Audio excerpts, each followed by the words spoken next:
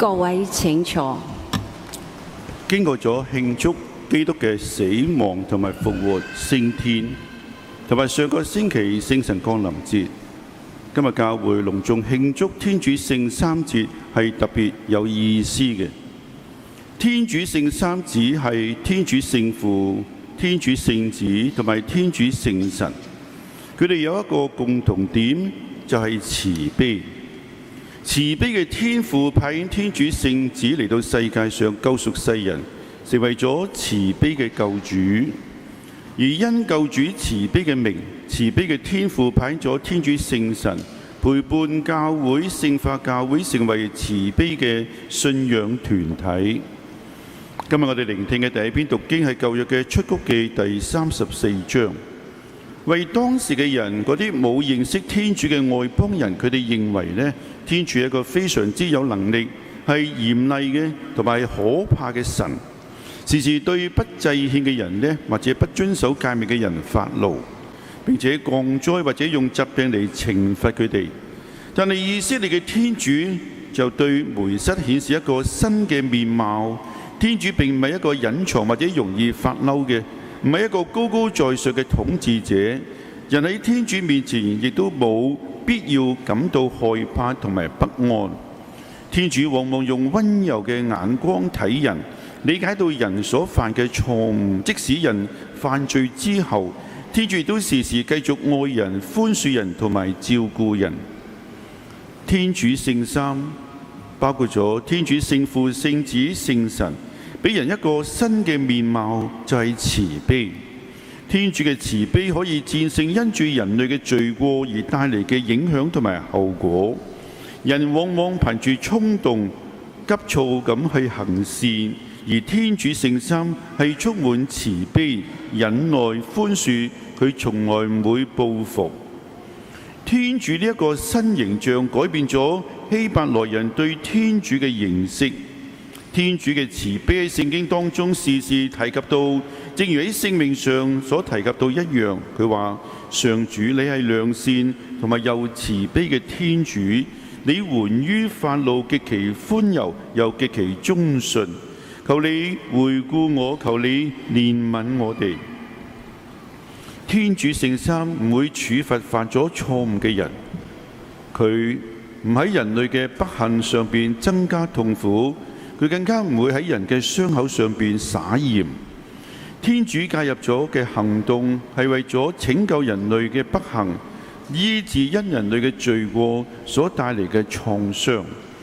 天主聖父派聖子嚟到人間係為咗拯救世人，醫治人類罪惡嘅名字就係耶穌。耶穌嘅意思就係上主嘅拯救。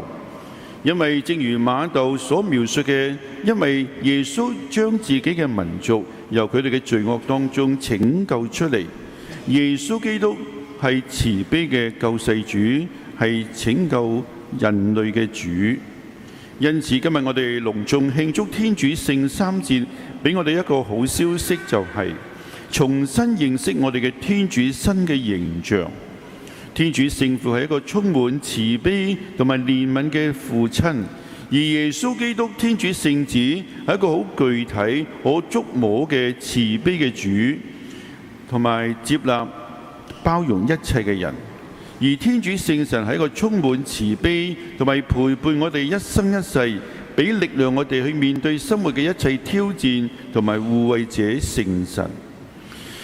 喺前幾日星期四，我同本區嘅天主教學校嘅校長同埋主任一齊舉行聯席嘅會議，大家深深感覺到今時今日教育學生係越嚟越難嘅。大家認為今日嘅學生真係好難教，不過另一方面亦都凸顯咗教育嘅神聖使命，係需要更多嘅父母同埋老師，需要有主嘅慈悲同埋憐憫，才能夠真正教育出同學有愛心同埋有信心、有慈悲同埋寬恕嘅態度。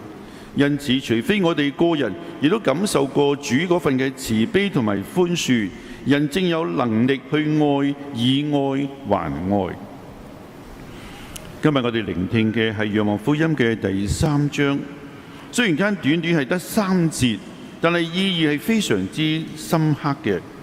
呢段嘅經文可以幫助基督徒糾正腦海中對天主不正確嘅認識。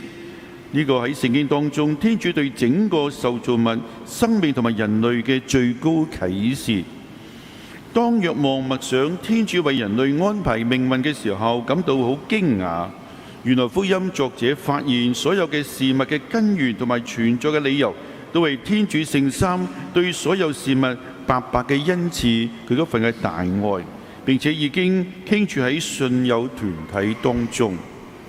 若望福音作者強調天主聖三嘅愛嘅特質，就係天主嘅愛始終係向外擴展嘅。天主嘅大愛係冇限制嘅，係充滿整個宇宙大地。若望佢證實佢曾經用眼睛睇見、用手觸碰過生命嘅聖言，同埋證實天主就係愛。天主對人嘅愛就通過降生成人嘅聖言反映出嚟。耶穌並唔單止降生成人，更重要係將自己整個生命喺十字架上交出，而且十字架上天主揭開咗天主面上所有嘅面紗，顯示出自己真實嘅面貌，係一個充滿慈悲嘅救世主。天主降生成人並永遠與人同在，冇遠離我哋人嘅世界。佢永遠同人一齊，佢係厄馬奴爾，天主與我哋同在。喺若望福音當中，父同子嘅形象係以世界嘅救主形象出現，因為天主冇派子到世界上嚟審判世界，又為咗叫世界藉住佢而得救。因為主耶穌基督唔係為咗審判世界而嚟，而係為咗拯救世界。我哋睇翻今日福音呢3節裏邊，面對天主嘅愛，每一個人都係要喺天主嘅愛嘅感召裏邊作出個人嘅決定。佢話邊個順從佢嘅係唔會受到審判，那不信的已經受到審判，因為佢冇順從天主獨生子嘅名字。天主並唔係喺人生命終點嘅時候正宣佈佢嘅審判，而係喺現世，喺現在嘅時刻。人如果選擇信靠天主嘅話，願意將自己託付俾基督，就係選擇生命。人如果拒絕天主聖三愛嘅建議同埋邀請，就偏離咗天主嘅道路，就已經受到審判。只有將自己嘅一切建基喺天父藉住子所宣佈嘅話，同埋賦予生命嘅天主聖神之上，人正能夠揾到永恆嘅價值。只有呢一個正能夠揾到人存在嘅意義同埋價值。如果人拒絕嘅話，就只有失敗。今日嘅聖經俾我哋2個嘅好消息。第一，天主聖三俾人新嘅形象係一個慈悲嘅。天主嘅慈悲可以戰勝因人類嘅罪過而帶嚟嘅影響同埋後果。人往往憑住衝動急躁做事，但係天主係充滿慈悲，係忍耐寬恕，佢從來唔會報復。上主係永遠良善而又慈悲嘅天主。